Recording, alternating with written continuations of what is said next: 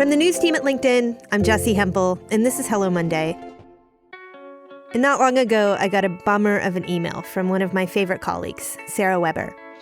Sarah's in the Germany office, and the email said she was leaving, quitting. I was shocked because, quite frankly, Sarah's doing really well here. She just got promoted.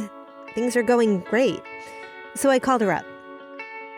So many people were so surprised, and I was surprised by how surprised everybody was, basically. Well, I have to tell you, Sarah, you've crushed it. So why leave? I mean, I was just done. Like it was 5 years. I'd achieved the things I really wanted to achieve, built a great team, crushed it, as you said. Although I would not use those words to describe myself. And I think the pandemic is just giving not just me, but a lot of people like lots of time to think about how do we want to work? What do we actually want to achieve in our lives? And I was just like, yeah, this chapter is done. And it feels like it's time, you know? What I think is true for a lot of people is maybe for a year we've worked just so hard at jobs that we might love, but without any ability to see up and out and think about the future. We've been so focused on the present. Yeah. And then collectively we can all breathe a little bit again, right? We feel kind of safe maybe for the first time, actually physically safe and maybe economically safe as you describe yourself.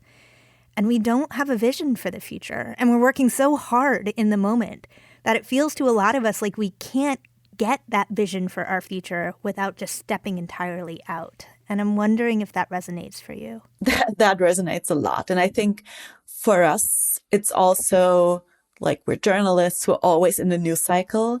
Our job is literally to not step back, because when we step back, we miss something.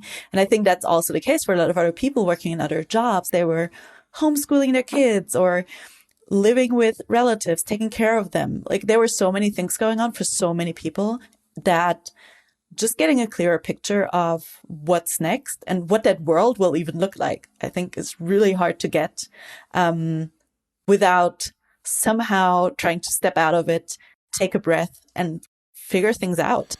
So many people are doing what Sarah's doing right now. There's even a name for this trend. People are calling it the Great Resignation. And let's be clear that there's so much privilege involved in this. I mean, there are a lot of burnt out, exhausted people who can't leave their jobs because they depend on the paychecks. But many people right now are willing to take a chance even if it feels risky, because the pandemic has just reshaped our thoughts on risk. So recently on LinkedIn, I put a call out to you all, Hello Mondays listeners. I wanted to see who planned to leave their job this year. And so many people got in touch, more than 100. The stories all had very similar themes, so this week I want to share a few with you. And then I'm going to talk to an expert, someone who can tell us a little bit about what's going on here and what it might mean for us. First, there are people like Shahina Kazak. She's in London, she's worked in HR for a very long time, and she's had a side hustle, a passion. This spring, she finally quit her job, and her jewelry business launches next month.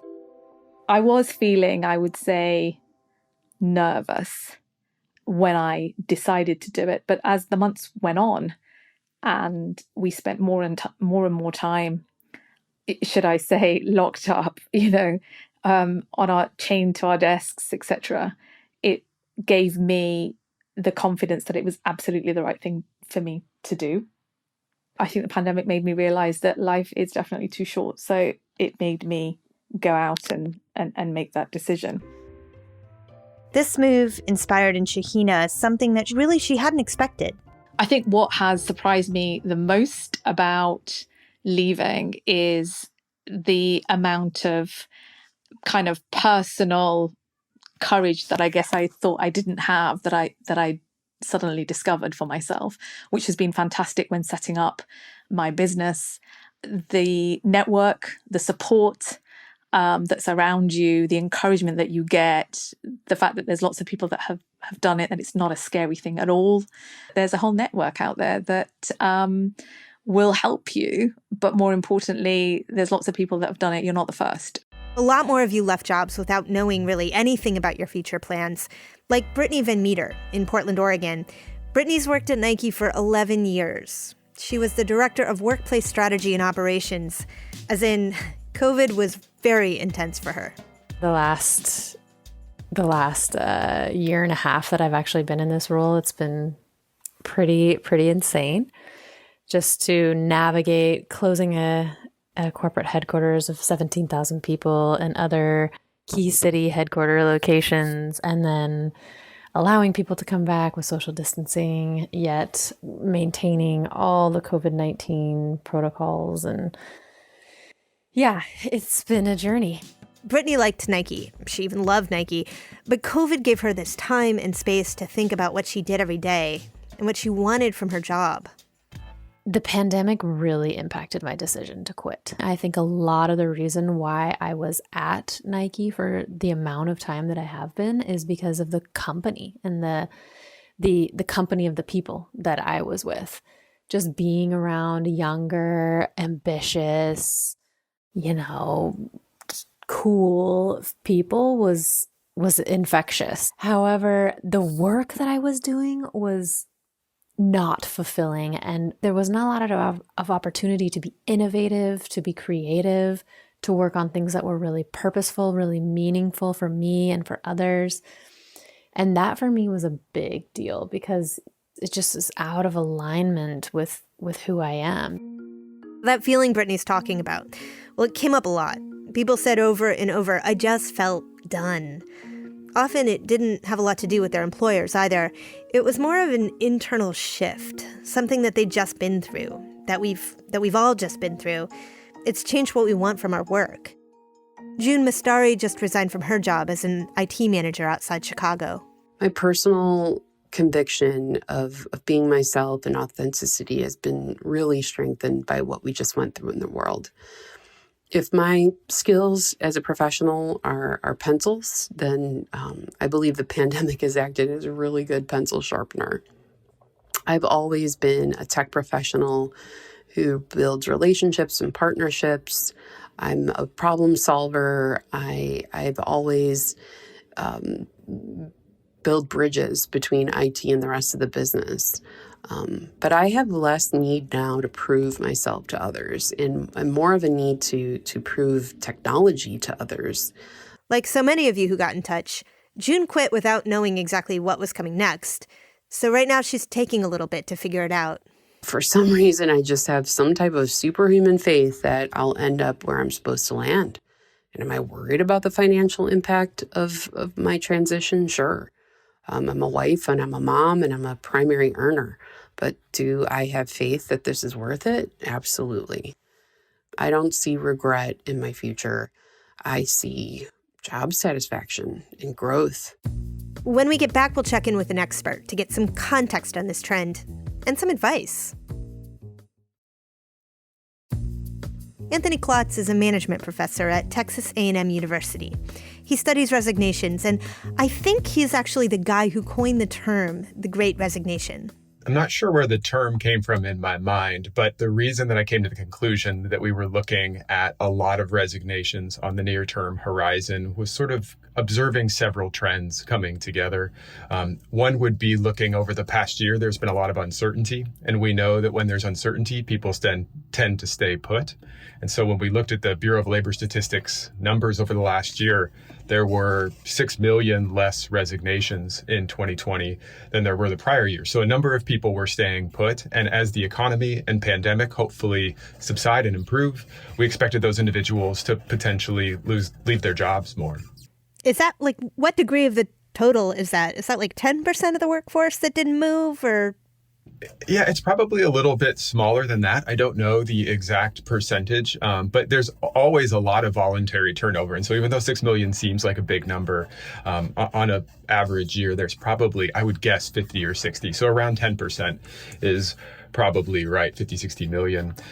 And so observing that people probably stayed put and were ready to move, that was one of the trends that I was observing. At the same time, I was talking to a number of individuals who over the past year had these realizations that they wanted to do something different with their lives. So The pandemic brought us face to face in a lot of cases with some of our own mortality. And when we have those big existential thoughts, often we think about what do we want to do with our lives, and how we spent it before the pandemic may not be how we want to spend our time after the pandemic. And so a number of individuals had the time to start thinking about, do I want to pursue an entrepreneurial venture? Do I want to go back to school? Would I like to stay home with my family? At the same time, the pandemic over the last year was only the second time in the last 35 years that our collective level of debt has gone down. And so individuals were saving money, putting themselves in a position where they could enact their plans to switch careers or to make a life pivot if they want to. And then, of course, the big one is working from home. And many of us don't want to go back in the office. And so one of the fundamental needs we have as human beings is the need for autonomy, the need for personal freedom. And in most cases, working remotely gives us more autonomy to structure our day, to structure our lives than working in the office does. And so a lot of us were granted this newfound autonomy, and we don't want to give it up. And so those trends, those forces coming together led me to conclude that we're on the cusp of this great resignation. Well, the piece that isn't surprising when you lay it out that way, but that gave me pause, is the idea that more people than I might expect saved a lot of money last year. They didn't have anything to spend it on, frankly. And it enables them to do things they might not have been able to do otherwise, right? Exactly. And so I think the savings came from a couple of places. Of course, for some, the stimulus checks helped. But in a lot of ways, we were forced to simplify our lives and ask ourselves, are the things that I'm spending my money and time on before the pandemic worth the money that I was spending? And that could be anything from daycare to going out with friends every night and socializing, to subscriptions. And so I think for a lot of us, it was a chance to say, this isn't bringing me the value that I sort of assumed it was. And when I look at it, do I really need this in my life? The answer is no. And so simplifying goes along with that. Yeah, that was my experience as well. There were a lot of things that we just let go. And then there were things like daycare that we realized were, I'm the parent of 2 very small children, even more important than we thought. We would pay quadruple for it if we had to. Yeah, that's exactly. And it distills it down and you really get to see what's important. So for daycare providers listening, maybe you can increase your rates. Well, so I want to talk a little bit about how if we're thinking about making the leap, particularly, like a lot of our listeners who are making this leap, they don't know what's coming next.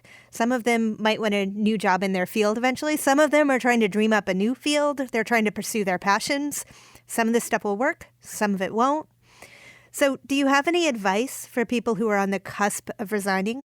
Yes, I think that's a great question because the future is uncertain. And so for organizations and for employees considering what to do next, there isn't a clear right answer. And so for individuals considering resigning, I think there's a few things you should do. First, think clearly about the reasons that you're resigning and make sure that your organization won't actually accommodate those things, because companies are trying to figure out this right now as well. And so you may say, I don't want to work 40 hours a week anymore. I'd like to work 20 hours a week or 25 hours a week, which was what I'm hearing from lots of individuals.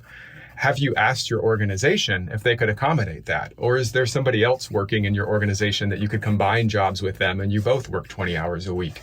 If you would like a 1-month sabbatical each year, just a month where you take a month off, you may as well ask for it. If you like your job and you like your coworkers, instead of just leaving, see if there's a way that you can make that arrangement. For individuals who don't want to go back to the office or who are feeling anxiety around it, I would also encourage you to perhaps try it out. So we tend to not be very good at predicting how we'll feel in the future. And a lot of us have really nicely adjusted to working from home. I know there's been problems, but a lot of us really enjoy it. And the thought of just getting back in the commute and going back into the office is not a pleasant one. But you may find that actually the commute isn't as bad as you remember, that it's nice to get out of the house a bit and see your coworkers. And so you may consider, and this would be just sort of an evidence-based approach, running a little experiment where you go back in the office and actually see if how you think you'll feel is how you actually feel. And the final point that I'll make is that if you've decided to resign, you should do it in as gracious a way as possible. I know this goes without saying, but you should take some time perhaps to think about how disruptive turnover is to the organization and say, is there any way I can minimize the negative impact of me leaving? So give a longer notice period, volunteer to train your replacement or something like that. And the reason that it's important to leave while expressing gratitude and in a gracious manner is because of the uncertainty in the future. Even before the pandemic, we were seeing this rise in boomerang employees. So employees who leave an organization and come back 6 months, 2 years, 5 years later, which is why organizations now have these great alumni programs, because they see it as a source of potential talent. And you never know that your organization that is not doing remote work now may decide to in a year, in which case you may say, I'd like to go back and work at that organization. So make sure you leave on the best note possible to open that door. I think what you're saying makes so much sense. And it reminds me of the earliest days of the pandemic, when we all had to make these changes, not because we wanted to, but because they were forced on us. And we had to make them quickly. I remember running an experiment like you describe on myself and realizing, okay, any huge change it turns out I can make. And I need 1 week to be all in my head about how it's impossible, 1 week to suffer through it. And then the third week, I'm going to wake up and be like, oh, this is how life works now, right? Yep. I believe it's a cycle of adjustment that we all navigate differently, but for sure. And so it does make sense that before we rush to make a proactive change, we at least see if what's coming ahead of us is as bad as we're imagining it. Because frankly, all change is uncomfortable, right? Right. The corollary that's in my mind is the culture shock cycle that you go through when you expatriate to another country or spend a lot of time in a very different culture than your own. Sometimes it's exciting when you get there, things start to get on your nerves. And at some point, you were like, I don't want to be here anymore. I want to go back home where it's comfortable. And the idea is to push through that discomfort, and eventually you'll reach an adjustment phase where you've changed sort of your processes and routines to adjust to the situation. And so I think at the beginning of the pandemic and coming out of the pandemic, we're going through this cycle of adjustment, and all of us navigate it differently. And at the end, expatriate assignments fail a lot of the time because people say, I can't adjust. And for a lot of us, that's okay. And for a lot of individuals, working from home hasn't worked for them and are looking forward to going back to the office. And that makes sense as well. This is such a confusing time because it really is a time of very amorphous rules. And you may like the rules and you may not like the rules, but there's the security in knowing what they are. But now when it comes to work, who knows? There's a lack of structure. So there used to be a default work arrangement. I feel like before the pandemic, even though people were doing digital nomadism and remote work and these different sorts of things, that was really small. And so when you would go to a career fair, you knew most of these jobs were going to fit a certain structure. That's a little bit out the window now. And there isn't necessarily a default structure for work in a lot of professions. And so that's confusing for organizations, which makes it more confusing for the employees as well. That was Anthony Klotz, a management professor at Texas A&M University. And thanks to everyone who sent me voice memos for this show. You know, if you're wondering why you only heard from women in this episode, it's worth noting that every single voice memo was sent in by a woman. So to Emanite, who is learning to cook in Oaxaca, to Rena, who's enjoying a sabbatical in Maryland, we see you and we hear you. Good luck. And if you're listening and you're jumping into the great unknown right now, please keep us posted here at Hello Monday. Let us know how it's going. This week on Office Hours, my colleague Andrew Seaman will join Hello Monday contributor Michaela Greer. They'll be taking your questions on how to know when it's your time to leave your job. So bring those questions and those ideas. They'll go live as usual Wednesday afternoon at 3 p.m. Eastern on the LinkedIn news page. You can always find us by following LinkedIn News or emailing hellomonday@linkedin.com for the link. If you like the show, and we hope you do, please take a moment right now to rate us and review us on Apple Podcasts or wherever you listen. Hello Monday is a production of LinkedIn. The show is produced by Sarah Storm. Joe DeGiorgi mixed our show. Florencia Iriando is head of original audio and video. Dave Pond is our technical director. Michaela Greer, Samantha Roberson, Carrington York, and Victoria Taylor are sticking with the team for now. Our music was composed just for us by the mysterious Breakmaster Cylinder. Dan Roth is the editor-in-chief of LinkedIn. I'm Jessie Hempel. Our show's back next Monday. Thanks for listening.